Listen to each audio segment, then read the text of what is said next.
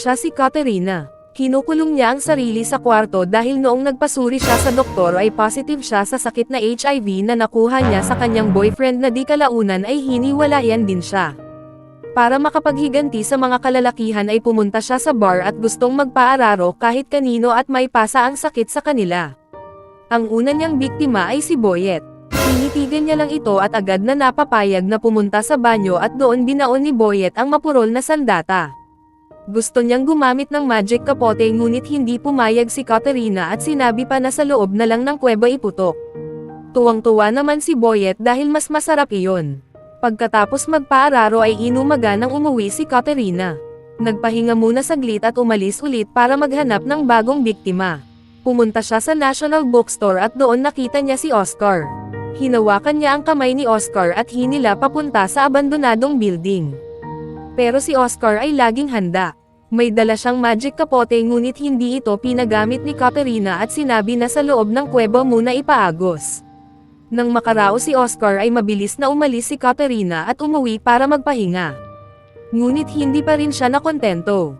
Kahit masakit na ang kipay ay patuloy pa rin siya sa paghahanap ng bagong biktima.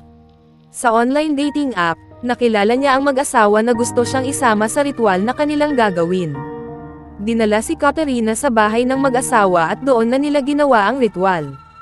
Pag-alis ni Katerina ay medyo naawa siya sa pamilya dahil may dalawa pala itong mga anak.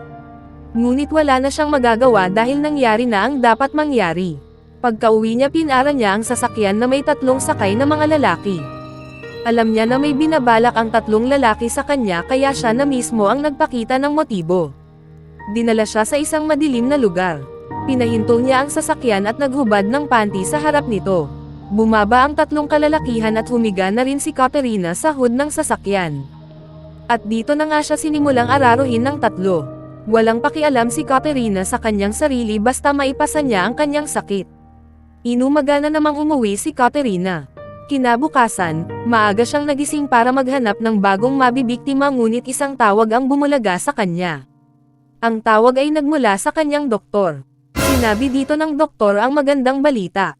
Sabi niya dahil sa human error, ay nagkamali sila sa pagbibigay ng resulta sa kanya at sinabi na wala talaga siyang sakit na HIV.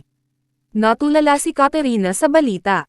Hindi niya alam kung matutuwa ba siya sa nangyari o magagalit. Karma is real at sayang ang kipay.